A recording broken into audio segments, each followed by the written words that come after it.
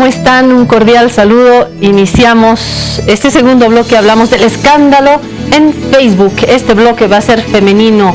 Creo que estamos cambiando el mundo. Está a mi derecha Verónica Rocha, gracias por estar acá. Usted es comunicadora, es columnista de La Razón. Gracias por su trabajo, por estar junto a nosotros y por su tiempo hoy. Un gusto estar aquí, Claudia. Eliana, buenas noches.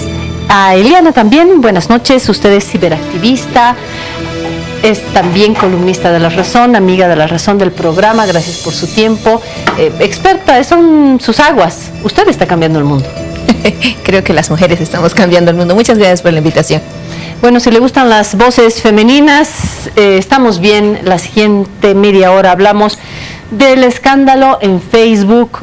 Se ha dicho mucho, se ha escrito mucho también sobre este escándalo. Cuando creíamos que teníamos libertad, que teniendo nuestro lugarcito, nuestro nidito en Facebook, todo era divertido porque podíamos subir las fotos, poner, compartir, encontrar. De pronto se abre un mundo en el que gratuitamente nos encontramos con otros, un mundo paralelo, diría yo. Y de pronto nos enteramos que nuestros datos han terminado en una empresa que ha logrado un manejo que, según las hipótesis más frecuentes, han permitido el poder a Trump, que tiene que ver con la democracia. De esto hablamos. Este es mi titular, mi manera de resumir la problemática. No sé si la suya, Eliana. Bueno, sí, es más o menos. A ver, el problema no es tanto Facebook. En realidad, el problema específico que tenga que ver con las elecciones de Trump y Brexit es en realidad con otra empresa que se llama Cambridge Analytica, que por cierto no tiene nada que ver con la universidad, ¿ya? Lo que hace esta empresa es que ha puesto a disposición de alguna de la gente que quisiera jugar un poco, digamos, con un software que pueda responder algunas preguntas, y a partir de eso daba permiso. Además preguntaba si daba permiso para acceder a los datos y a la actividad en Facebook, a los likes sobre todo, y los de sus amigos. Entonces, con esto lo que hace, y no solamente con la base de datos de Facebook, de hecho compra otras bases de datos, bancarias, de seguros, varias bases de datos comerciales, digamos, que estaban en venta. Y lo que hace es un perfilamiento, una microsegmentación de mercado. Entonces establece a través de 5 características psicológicas que se deletrean OCEAN, no las voy a explicar ahora, pero es, por ejemplo, si eres más cooperativo, si eres irritable, ¿no?, si eres colaborativo, etcétera. Clasificación de la población. Correcto, psicológica. Y a partir de estos 5 indicadores y la información que extrae de Facebook principalmente, pero también de otras bases de datos. ¿Extrae o compra? No, extrae y por eso ¿con consentimiento o sin consentimiento? No filtra en realidad, con consentimiento. Por eso en realidad no es un problema de Facebook hasta este punto. Hay una segunda parte que sí que ahí sí Facebook tiene que ver. Entonces, lo que hace en realidad es le pide a la gente si puede acceder a esa actividad que tiene en Facebook y la de sus amigos. Entonces, la gente que nunca leemos decimos sí. Ya, sí, y jugamos. Sí, con sal de verdad. Sí, acéptanos, que no importa, claro. Uno no lee. Además, yo quiero saber, cómo soy, ¿no? Claro. Soy más irritable, más colaborativo, más amistoso, soy líder, ¿no? Pero acéptanos que ya, pero dígame, claro, cómo soy. Pero cómo, ¿no? Entonces, y comienza a hacer un perfilamiento y ahí no termina. Esa es la primera parte, digamos, con la información de Facebook. Lo que hacen después es determinar dónde están esas personas distribuidas en el mapa norteamericano. Es decir, estamos hablando solo de Estados Unidos, ¿ya? Y ahí identifican cuáles son los estados que no saben por quién van a votar. Y ahí comienzan a hacer un envío dirigido a estos 37 microperfiles de videos que son noticias falsas y que quieren manipular un poco, digamos, el clima de opinión, si es que la gente quiere o no quiere votar por Trump, ¿ya?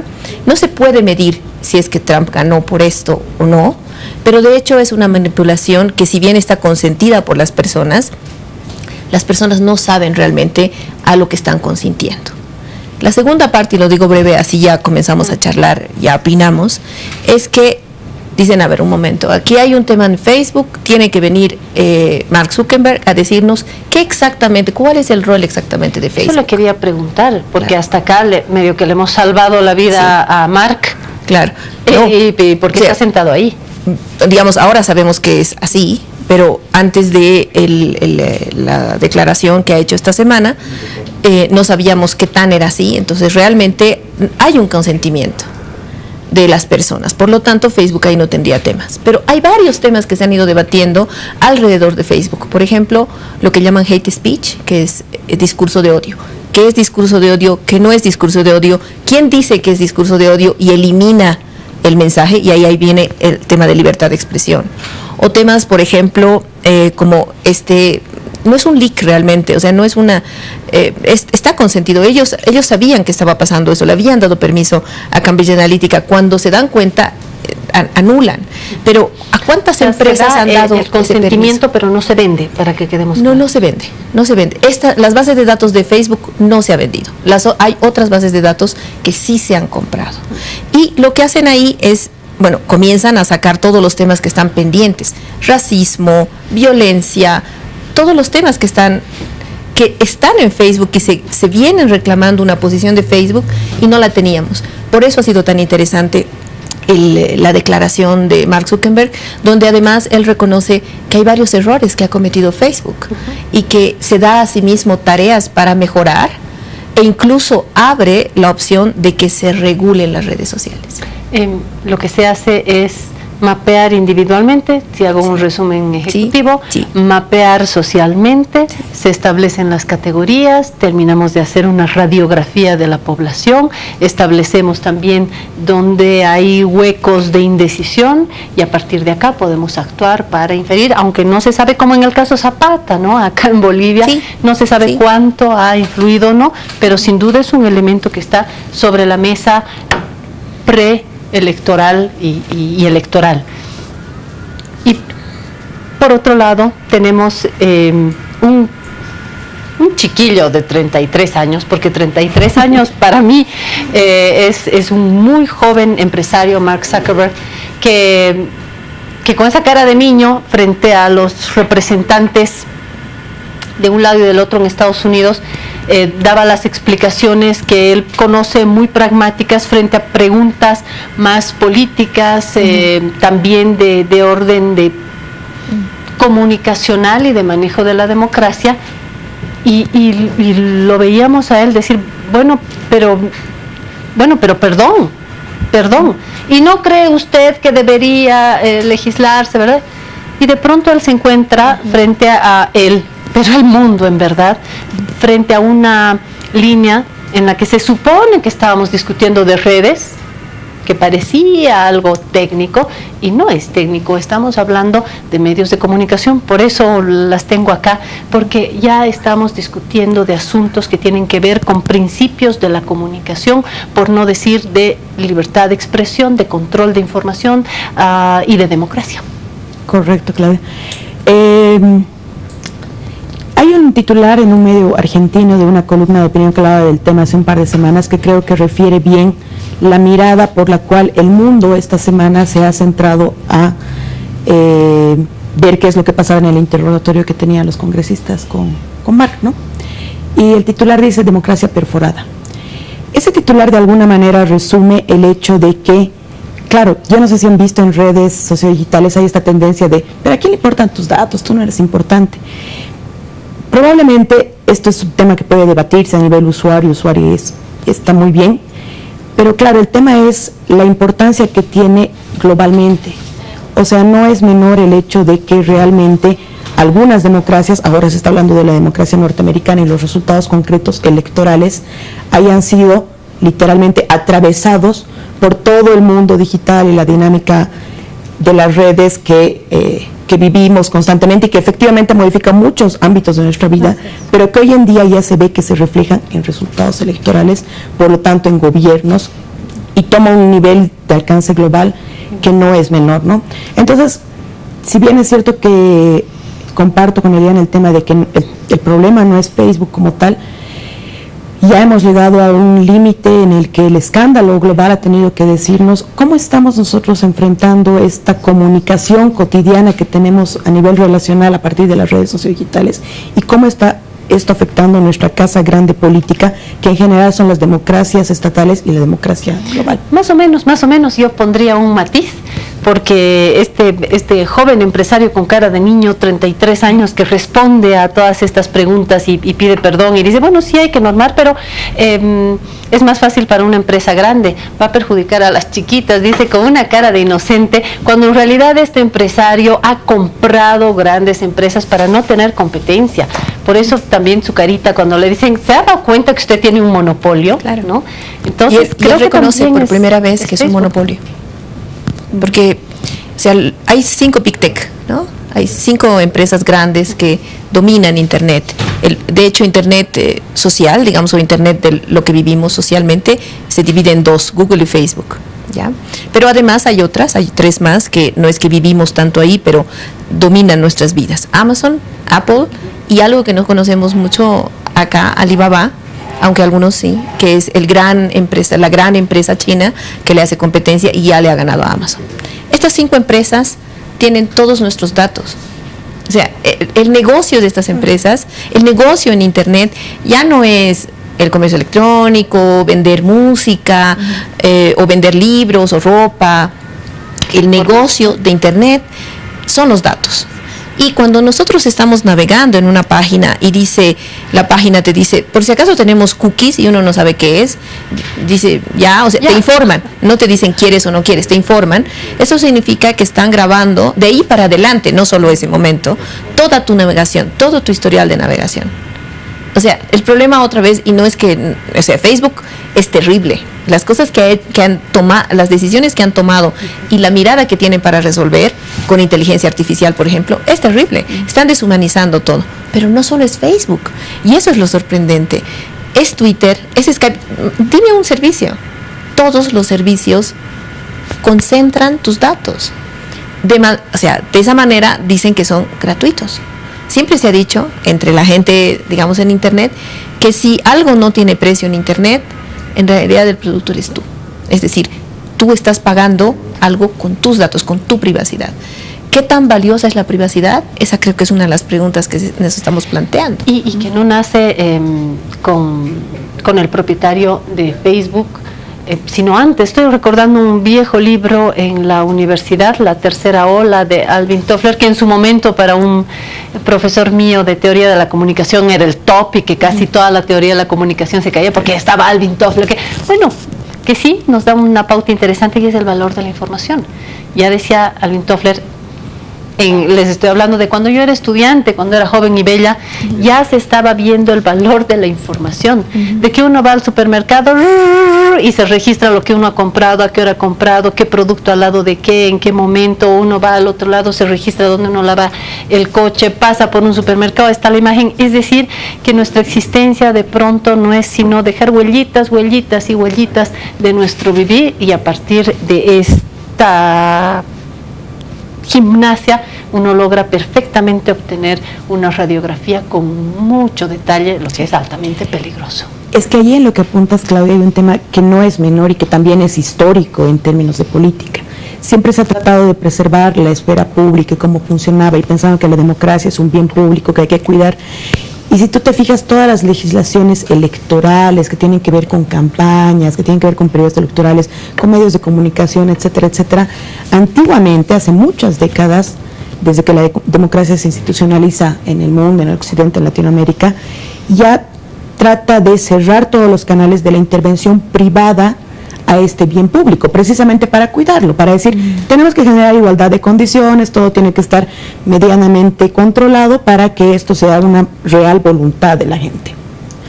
Entonces, claro, ya tienes el antecedente ahí. Una vez que surge toda la emergencia de la sociedad de la información, donde efectivamente la información cobra valor, claro, ya están tan abiertos los canales comunicacionales que ya no hay Estado que pueda legislar de forma efectiva totalmente ese tema.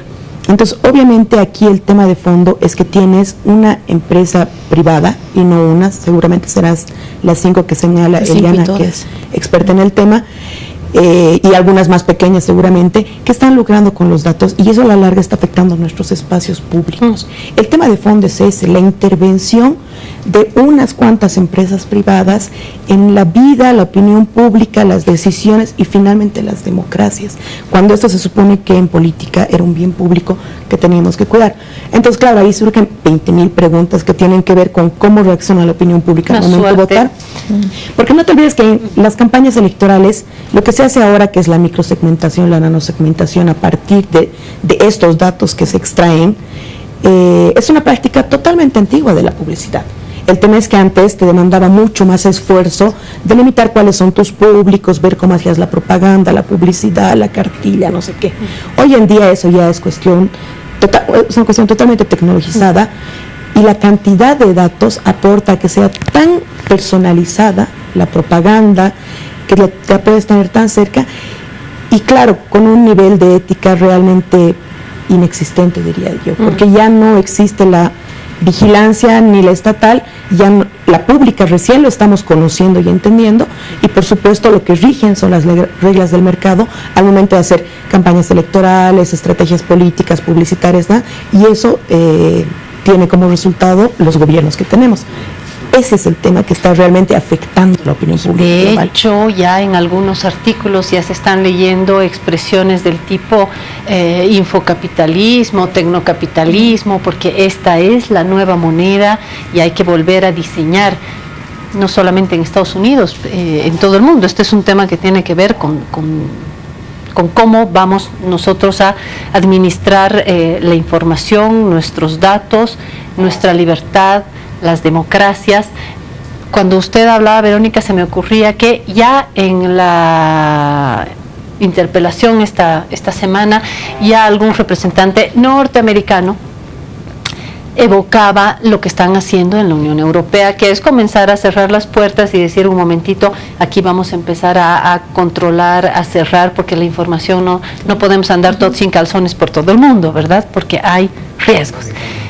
Y al mismo tiempo, trasladando un poquito lo que sucede en Estados Unidos, afecta a Europa, afecta acá, afecta en todas nuestras democracias, donde hemos alzado la libertad de expresión como una de las banderas más preciadas en las redes, pero llega un momento en el que esta libertad de expresión tiene un punto de intersección con la regulación.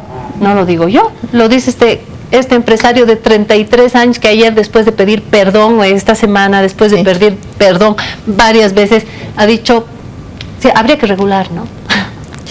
Habría que regular, pero igual vamos, lo que él dice, ¿no? Aparentemente hay que regular, pero vamos a seguir probando algunas soluciones con inteligencia artificial.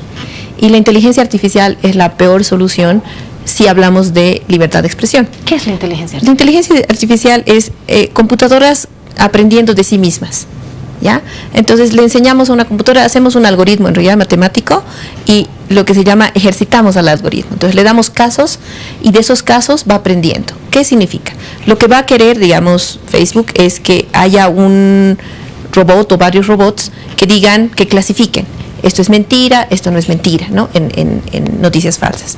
Esto es hate speech, o esto no es. La máquina va a poder decir qué es lo que es hate speech. En realidad, cuando te metes en la tecnología, se pueden hacer cosas maravillosas. Pero hay cosas muy difíciles. Por ejemplo, ha hecho un estudio un amigo, el Alex Ojeda, en Cochabamba, sobre los tweets los contenidos de tweets del Evo. Y ahí salía, por ejemplo, una palabra que es lucha. Y lo que tiene que hacer, eso no lo puede hacer un robot, lo tiene que hacer un humano porque necesitas contexto. Entonces, lucha para él era negativo. Y yo creo que en el discurso de Evo, lucha es positivo. O puede ser negativo y puede ser positivo. Entonces, un semiólogo lo puede determinar. Y un análisis de contenido cualitativo, pero además culturalmente localizado. Además. Entonces, es un poco difícil entender que un robot pueda llegar a hacer esto, pero es la apuesta de quien está en tecnología. Ahora, sí quería hablar de algo. Como estoy en fase paranoide hace 6 meses, entonces pienso, ¿esto afecta? ¿De qué manera afecta a Bolivia? O sea, ¿sí tienen nuestros datos? ¿Podrían hacer esto durante las elecciones? No. La respuesta es no. No, por lo menos no ahorita. ¿Por qué? Tienes que alimentar. O sea, yo he tomado el test de Cambridge Analytica en enero. No sé cómo encontré el sitio y me salió un resultado que no tiene nada que ver conmigo. De hecho, me dijo que era un hombre. ya, con un alto lado femenino. Y algunas clasificaciones que no tenían mucho que ver conmigo. ¿Por qué? Porque en realidad ellos evalúan likes en Facebook y yo había hecho likes a 3 productos o sitios en Estados Unidos. Obviamente, solamente tienen cargada la información de Estados Unidos. Entonces, no es relevante para Bolivia. Ahí tendrías que cargar, por ejemplo, la página de Ni Una Menos en Bolivia, la página de, no sé, los Provida, ¿no? Gines, no sé. O sea, tienes que ver qué es relevante para el contexto cultural, cargar eso, testearlo, hacerlo otra vez, ¿no? Hacer funcionar. Y si funciona bien, ya está el modelo y puedes comenzar a trabajar con él. Primero, es muy caro. Segundo, toma mucho tiempo. Tercero, toma entender que la matemática es la base de la vida en Internet. Y eso, qué bien, los políticos no lo saben. Ya, creen que la vida en Internet es... ¿Y los políticos que han estudiado matemáticas? No, yo creo que nadie entiende bien qué es lo que está pasando realmente ahí, como para relacionarlo con de qué manera puedes utilizar eso, por ejemplo, para elecciones, o de qué manera puedes utilizar esto para hacer negocios, ¿ya? Entonces, primero, además toma mucho tiempo y toma mucho dinero, ¿ya? Esto ha sido 4 años, o sea, el que ha hecho la filtración, porque nos enteramos de todo esto porque hay un señor que trabaja ahí dentro en Cambridge Analytica, que es vegano y que tiene principios y no sé qué, y entonces decide filtrar, que es el Christopher Wylie, que él ha tenido un hearing, o sea, una declaración de más de 3 horas frente a los legisladores ingleses. Y ahí cuenta absolutamente todo. Han hecho pruebas de Assange en su categoría. Claro. Esos son estas personas que no pueden ya con la ética y entonces deciden hacer una filtración. Ha contado cómo se han hecho algunos experimentos con Ghana. Por supuesto, hay un tema de Ted Cruz, que es así llega, digamos, a Trump, la historia de que hay Cambridge Analytica. Cuenta cómo ha funcionado esto. Entonces, le toma 4 años. O sea, no digo que nos tengamos que calmar, pero lo que digo es que no entremos en fase paranoide como yo estoy con temas de seguridad, que ahora quiero ya botar celulares y todo. Creo que sí hay que estar muy atento, pero no, o sea, atento a que comiencen a pasar cosas raras en las redes sociales. Por ejemplo, ahora la presencia de bots, ¿no?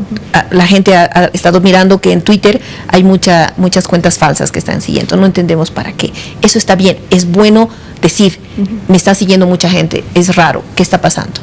O he sentido algo como que me han sugerido cosas que no me habían sugerido antes y de tema político. Tendencias publicitarias, claro, informativas. Hay que estar atento, pero toma tiempo y toma dinero. O sea, no es tan fácil y hay que entender. Yo tomé un cursito de algoritmos, no he entendido nada. Es base matemática pura. O sea, es otra cabeza. Ya, es gente que piensa el mundo de manera matemática pura. Es otro espacio. Entonces creo que, no digo que no vaya a suceder acá. De hecho, han sucedido cosas en América Latina. Pero, ¿cómo qué? Ha habido un trabajo de Cambridge Analytica en México. Brasil, ¿no? Creo que Brasil también. Entonces, porque o sea, es una empresa que obviamente no solo vive de venderle para el Brexit y para Trump. Matemática pura y dura, pero de pronto estamos hablando de principios de la información, de la comunicación y de valores democráticos otra vez, ¿no? Totalmente. Y de hecho voy a hacer un poco de abogado del diablo, aunque no... ¿A quién va a defender? Venga. ¿A quién va a defender? La Eliana ha dicho esto que lo comparto, que dice, menos mal que muchos políticos no saben de este tema. Lo comparto, es correcto y me parece además bueno que así sea. Pero claro, es la sensación que me deja el interrogatorio que se le hizo a Zuckerberg, que yo lo miraba y claro, eran como 2 idiomas distintos. Eran políticos interrogando empresarios. Sí. Ahí me preocupa, obviamente hay que mirar todo el espectro, cómo los empresarios están viendo el espacio público. Porque obviamente es un poco lo que pasa lastimosamente en la vida. El que tiene una lógica privada trata de que su lógica privada prime en el espacio público. El que tiene su lógica pública, es un político, no entiende o trata de que se entienda de esa manera las lógicas privadas. Ese es el problema ahora, que se han cruzado tanto estos espacios a nivel global, incluso virtual y digital, que claro, es muy difícil segmentarlos y seguimos aparapetados en nuestras lógicas de que eran políticos congresistas que obviamente preguntaban por la democracia y lo público quienes estaban interrogando, y quien respondía era un empresario que cumple muchas de las características de una nueva generación global, que también es necesario que entienda el valor de la democracia. Le hicieron preguntas como: ¿usted estaría dispuesto a generar alguna tecnología para cautelar la democracia? Y claro, él, en una honestidad abrumadora, que creo que ha sido parte de la polémica, dice: es que no entiendo a qué se refiere. Algo así, ¿no? Estoy parafraseando. Entonces, claro, los otros políticos, pues, ¿cómo no vas a entender si eres un ciudadano y la intervención de tu empresa privada ha generado un quilombo de nivel público global muy complicado y está poniendo en riesgo las democracias que, para bien o mal, políticos y políticas han venido construyendo junto a la sociedad históricamente? Entonces, claro, me queda esa duda de que el otro, yo entiendo su perfil, me parece muy bien, pero miraba un poco a la democracia como: le entiendo, buscaba algunos valores que quizás se pueden compartir, sociales, públicos, pero no entendía lo que realmente estaba afectando lo que él había... No deja de ser un ciudadano norteamericano con sus condicionantes, bajo sus coordenadas, ¿no? Alguien decía en un artículo norteamericano que Zuckerberg el segundo día llegaba a una corbata más oscura, pero salvo eso, el discurso era el mismo, mientras que los representantes, senadores habían consultado con esos que también son especialistas y tienen la mente. Hay que cruzar y a ver cómo eso se teje con lo que está sobre la mesa y es las informaciones, no solamente nuestra información, sino es nuestras decisiones, nuestro pensamiento, o sea, se cruza una hiperinformación y al final del día la salud de nuestras democracias y nuestros derechos. Sí, y yo creo que lo bueno de esto es que está logrando poner el tema finalmente en agenda, porque ese es un tema, es la gente que está en internet, la gente que trabaja en tecnología, sabe que este es el tema hace muchos años, décadas, pero está muy cerrado en su mundo, ¿no, Vero? Como lo que tú decías, es un mundo encapsulado, es el mundo de los tecnólogos nerds, geeks, ahí, ¿no? Y es la lógica que está dando las reglas del mundo. O sea, para un poco explicar, darles un ejemplo que a mí me ha sorprendido, lo he escuchado a Jack Ma, que es el CEO de Alibaba, diciendo esto. Nosotros, a ver, dice, ¿no? Nosotros los empresarios tenemos datos de las personas y los datos tienen valor comercial. Alguien los quiere comprar. ¿Por qué no vamos a hacer negocios con ellos? O sea, por la privacidad, compañero. Y esto lo dice en un foro en la OMC, en la Organización Mundial de Comercio. Y la gente que está ahí, que son representantes de gobiernos, lo aplauden. Entonces es como, es otra lógica, es otro mundo, ya ha llegado, es bueno estarlo discutiendo, tratar de entenderlo lo más que se pueda y a partir de eso tomar las decisiones más sanas. Y siempre creo yo, pensando primero los derechos de las personas, porque son los más débiles, los actores, digamos, del ecosistema, los más débiles son las personas, son la ciudadanía. Pero las empresas tienen mucho poder, de hecho son las que dicen que se hace en Internet. Los gobiernos tienen menos poder, pero tienen igual poder. Y los académicos tienen un poder reservado, los académicos que trabajan estos temas, no aquí, fuera. Y las personas, los usuarios, son quienes son los más débiles del sistema. Por lo tanto, hay que preservar principalmente los derechos de las personas. Después, pensar los derechos de las empresas, de los gobiernos, etcétera. Sobre esta base, y para quien nos esté viendo en este momento, podríamos dar un par de tips de, bueno, en medio de todo esto, alguna recomendación. Cierro mi Facebook, Twitter, me cuido, leo, un par de... Es sano no estar en redes sociales. Pero si ya estás y tiene un valor para ti, sentimental, de trabajo, etcétera, hay gente que trabaja y hay gente que se comunica con sus familiares a través de ciertas plataformas. Aprende a mirar cuáles son los filtros de privacidad. Mark Zuckerberg, que lo vamos a seguir mencionando todo el mes, ha dicho, y es correcto, las personas son dueñas de sus datos y pueden manejar su privacidad como gusten. Es verdad, las herramientas de privacidad están en Facebook para decir quiero que vean esto, no quiero que vean esto, etcétera. Entonces, mi primera sugerencia sería Si puedes vivir sin Facebook, salte. Por ahí es bueno, por ahí mejora tu vida. Si no, aprende mejor la herramienta. Y no solamente Facebook, el resto de cosas que usas. Y principalmente cuando comienzas a aprender esto, te das cuenta que hay algo que se llaman tecnologías libres. Y las tecnologías libres respetan más los derechos ciudadanos. ¿Qué nos dice de Twitter y de Twitter es más respetuoso, WhatsApp es un poco más respetuoso, menos respetuoso que Twitter, un poco más respetuoso que Facebook. WhatsApp le pertenece a Facebook, Instagram también le pertenece a Facebook. Sería el mismo, es la misma lógica de negocio. Además es más grave, porque digamos en Europa no es legal que la base de datos de WhatsApp se junte con la base de datos de Facebook, porque termina siendo potencialmente un perfilamiento muy delicado de las personas. Acá sí se puede.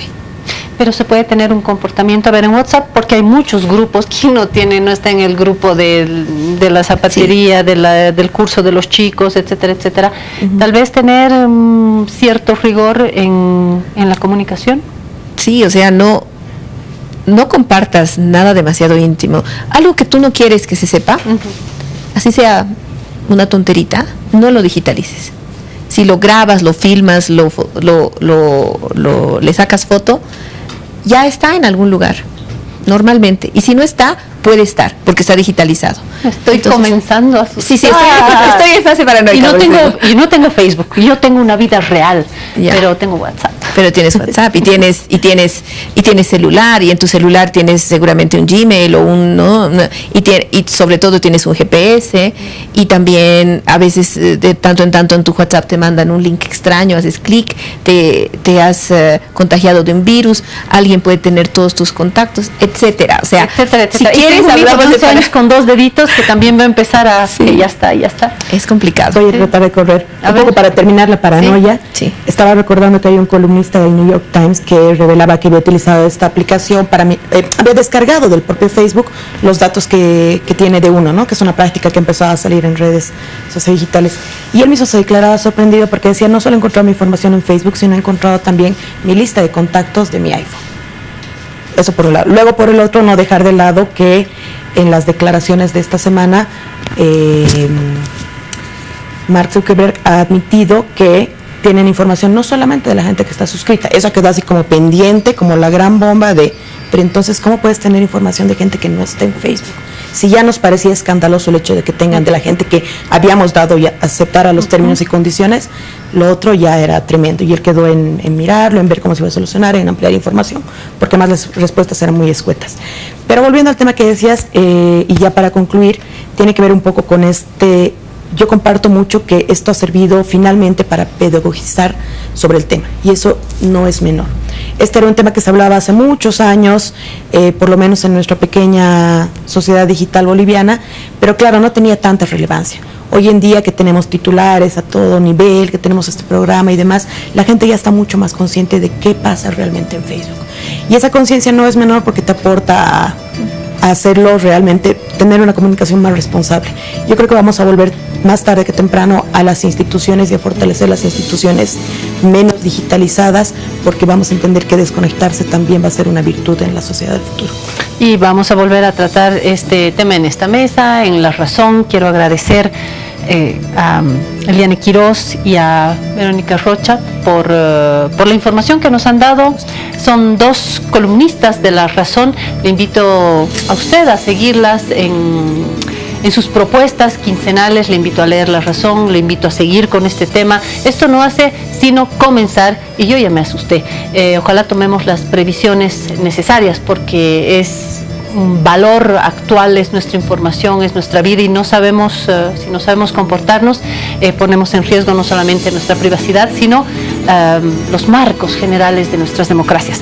Hasta aquí la entrada, nos vemos la próxima semana, y la promesa de que vamos a volver a abordar este tema. Que tenga una linda semana.